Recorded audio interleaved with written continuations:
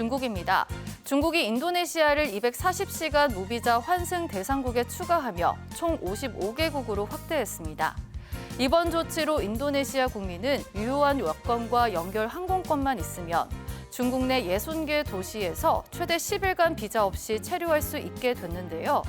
중국은 지난 9일부터 사우디 등 중동 4개국 국민에게도 30일 무비자 입국을 허용하는 등 비자 면제 정책을 공격적으로 확대하고 있습니다.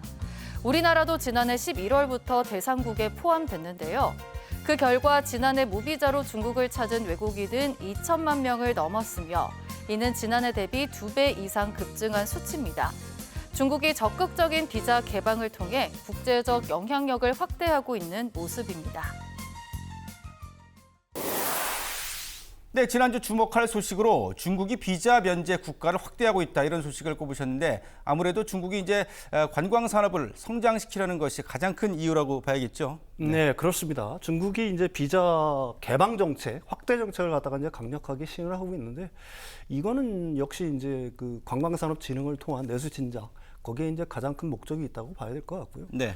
사실 중국의 관광 산업은 2020년 전까지만 하더라도 세계에서 어떻게 보게 되면 떠오르는 별? 네. 뭐 이런 식으로까지 평가를 받았습니다. 뭐 중국은 우리가 전부 다 알다시피 풍부한 문화 유적, 네. 그다음에 관광 자원, 뭐 이게 굉장히 풍부한 나라죠.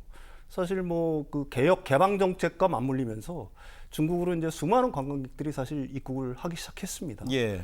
근데 그렇게 이제 뭐 탄탄대로를 달리던 중국의 관광 산업이 2020년 코로나19 덕분에 네. 꽉 막힙니다. 그러니까요. 사실 중국은 그 세계에서도 가장 강한 봉쇄 정책을 시행한 나라 중에 하나지 않습니까? 네. 북한 다음으로 이제 강한 봉쇄 정책을 갖다가 시행을 했죠. 그래 그 당시를 돌이켜 보면 중국을 가는 게 어떻게 보게 되면 별을 따는 것보다 더 어려운 네네. 뭐 이런 상황까지 몰렸었어요. 그러니까 중국 관광 산업이 어떻게 보게 되면 급락을 할 수밖에 없었겠죠. 네.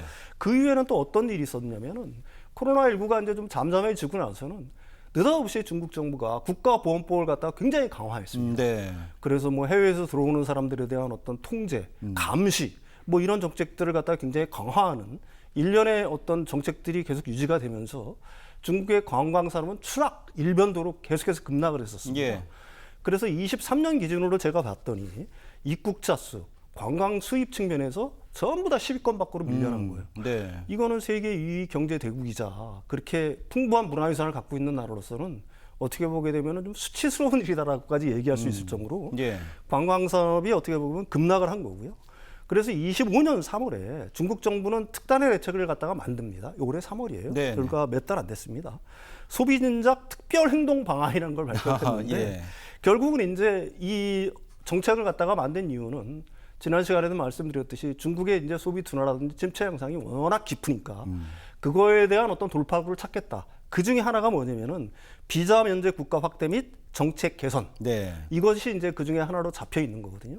그럼 구체적으로 중국이 이렇게 비자 면제 확대 정책을 갖다가 펴는 이유가 뭘까? 네. 이걸 갖다가 곰곰이 좀 살펴보면은 중국이 지금 어떤 상황에 있는지, 그다음에 향후 어떤 스탠스를 취할지 어느 정도 방향이 좀 잡힐 것 같아요. 네네. 가장 큰 이유는 앞에서도 얘기했지만 경제 회복 및 관광산업 활성화입니다. 예, 예. 사실 관광산업이라는 거는 소비 진작에 미치는 영향이 굉장히 커요. 그렇죠. 이걸 우리가 어떻게 아느냐? 일본을 경우를 보면 알고 있습니다. 네. 일본이 그나마 그래도 요즘 조금 성장이 괜찮잖아요. 네. 이게 사실 내수 진작의 어떤 여파도 있지만 사실 관광객들이 그 일본으로 물밀듯이 밀려가고 있잖아요. 그랬죠. 한국 네. 사람들도 엄청 가고 있지 않습니까? 예. 그 덕분이라고 봐도 좋을 거거든요. 사실 관광객이 많이 몰리게 되면은 첫 번째로는 이제 어떤 분야들이 가장 큰 혜택을 보냐면은 음식, 당연히 그렇겠죠. 그렇죠. 숙박, 네. 그다음에 교통, 쇼핑 이런 측면에서 이제 대단한 어떤 경기 활성화의 어떤 그 하나의 어떤 자양분이 된다. 예. 이렇게 말씀드릴 수가 있을 것 같아요. 네. 그래서 이제 그 중국 정부는 지금 자국 어떤 경기의 어떤 둔화, 침체 양상을 극복하고자 비자 면제 확대를 통해서 관광객을 끌어들이고 네. 이 관광객들로 하여금 돈을 쓰게 함으로써 경기 활성화를 꾀하고자 한다. 이게 이제 첫 번째 목표가 될 거고요. 네. 두 번째로는 이제 대외 이미지 개선이 아무래도 이제 가장 어떻게 보게 되면 중요한 변수일 것 같아요. 사실 최근까지 그 중국은 계속해서 고립되는 양상을 보여오지 않았습니까? 예. 아까도 얘기했지만 코로나 때도 그렇고요. 그다음에 보안법 강화 때문에도 그렇고. 그다음에 그 시진핑의 산연임 이것들도 예. 그 바깥의 나라들이 보기에는 결코 고운 시선으로 보지는 않지 않습니까? 그렇죠. 예. 그다음에 러우 전쟁에서 러시아 편을 갖다가 들었다는 것 자체들 때문에 사실 뭐 EU라든지 그다음에 서구권 국가들 그다음에 한국 뭐 일본 이런 미국의 어떤 동맹들한테는 좀 거칠게 표현하면 좀 미운 털이 좀 박혔다까지 얘기할 예. 수가 있는 거죠. 거기에 이제 바이든 행정부 같은 경우에는 동맹들을 규합을 하면서 사실은 중국에 대한 어떤 포위망을 갖다가 강화를 했었습니다. 예, 예. 그래서 각국에서 이제 그 다른 나라들에 대한 인식 조사를 해보면은 중국이 비호감 1위로 등극하는 나라들이 굉장히 많았잖아요. 예. 그러니까 중국으로서는 사실 이런 어떤 부정적 이미지를 갖다 탈피하는 게 굉장히 중요한 어떤 이슈가 될 거고요. 예.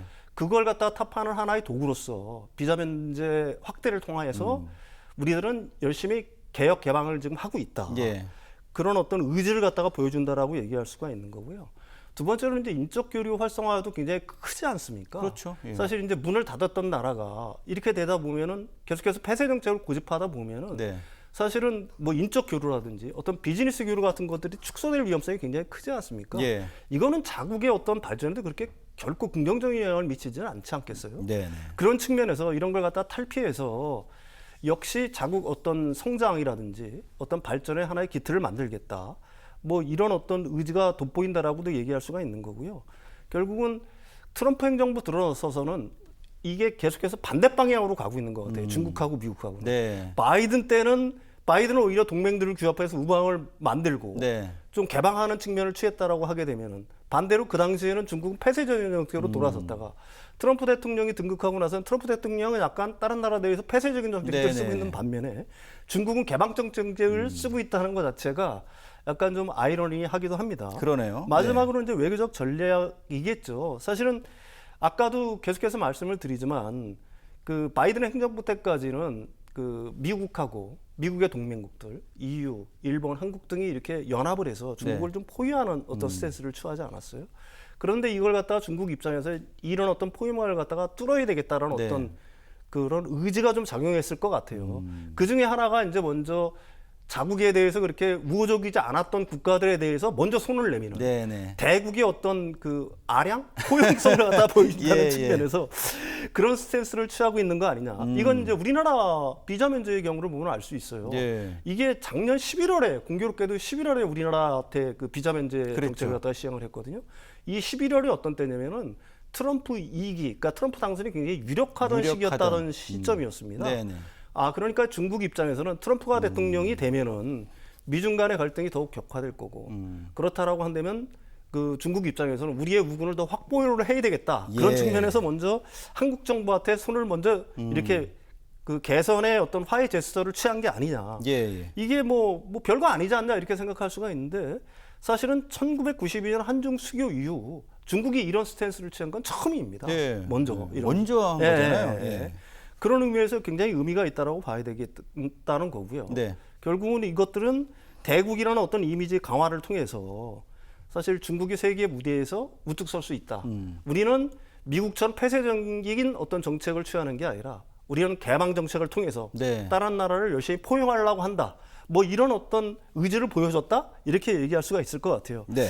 결론적으로 뭐 침체된 내수 진작, 그다음에 외교관계 개선, 미중 갈등 국면에서 미국과 어떤 그 갈등 국면에서 미국보다 우리가 좀 다른 나라에 대해서 좀 포용성이 있다. 네. 좀 우위에 서려고 하는 전략들 이런 것들이 이제 뭉쳐진 결과라고 봐야 되는 거고요. 다만 지금 어떤 비자 면제 정책의 어떤 대다수는 사실은 올해 말까지 유지가 되는 겁니다. 네. 오. 뭐 중국 정부 입장으로 봐서는 그 어떤 그 긍정적인 측면, 부정적인 측면들을 다 고려를 해서 네. 이걸 갖다 연장할지 말지를 갖다 결정을 하겠죠.